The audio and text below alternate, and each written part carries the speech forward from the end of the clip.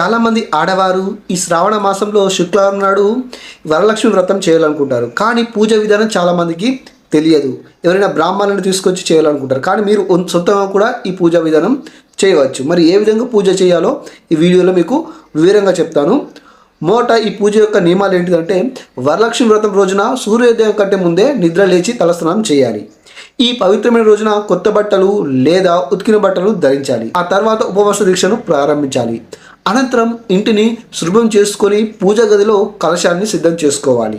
వరలక్ష్మి వ్రతం ఆచరించేవారు 21 రకాల పూలు, అష్టవిధ గంధాలను సిద్ధం చేసుకోవాలి. పూజకు వాడే వస్త్రము కాటన్ దై ఉండాలి. పాలిస్టర్ లేదా సింథటిక్ దుస్తులను ధరించి పూజలు చేయకూడదు. ముందుగా పూజ గదిని మామిడి తోరణాలతో, అరటి చెట్లతో సుందరంగా అలంకరించాలి. ఆ తర్వాత పీటపై కలశాన్ని ఏర్పాటు చేసి లేదా వరలక్ష్మీదేవి ప్రతిమను లేదా అమ్మవారి చిత్రాన్ని ప్రతిష్ఠించాలి. పూజ చేయడానికి ముందు కలశాన్ని జాకెట్ పీస్తో అలంకరించి అనంతరం పసుపు, కుంకుమ, గంధం కలిపిన మిశ్రమంతో స్వస్తిక్ చిహ్నం వేయాలి. కలశంలో బియ్యం లేదా నీరు, నాణేలు, 5 రకాల ఆకులతో పాటు తమలపాకులు నింపాలి. చివరిగా మామిడి ఆకులను కలశంపై ఉంచాలి. ఆ తర్వాత కొబ్బరికాయకు పసుపు రాకి దానిపై ఉంచాలి. పూజలో భాగంగా 5 రకాల పండ్లు నైవేద్యాన్ని సమర్పించాలి. వ్రతం నిర్వహించిన రోజున సాయంత్రం హారతి ఖచ్చితంగా ఇవ్వాలి.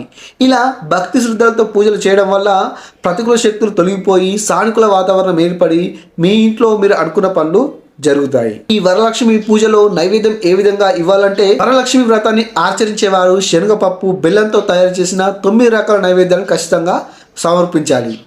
వీటితో పాటు తీపి, కారం, పసుపు వంటి రుచులు కలిసి ఉండే పంచభక్ష పరమాణాలతో కూడిన వంటకాలు అమ్మవారికి సమర్పించాలి. అదేవిధంగా మొగిలి రేకులు అమ్మవారికి సమర్పిస్తే అమ్మవారు సంతోషిస్తారు. ఒకవేళ అవి దొరకకపోతే వెండితో చేసిన మొగిలి పూలు సమర్పించవచ్చు. ఓం నమః శివాయ. శ్రీ కాళే నమః.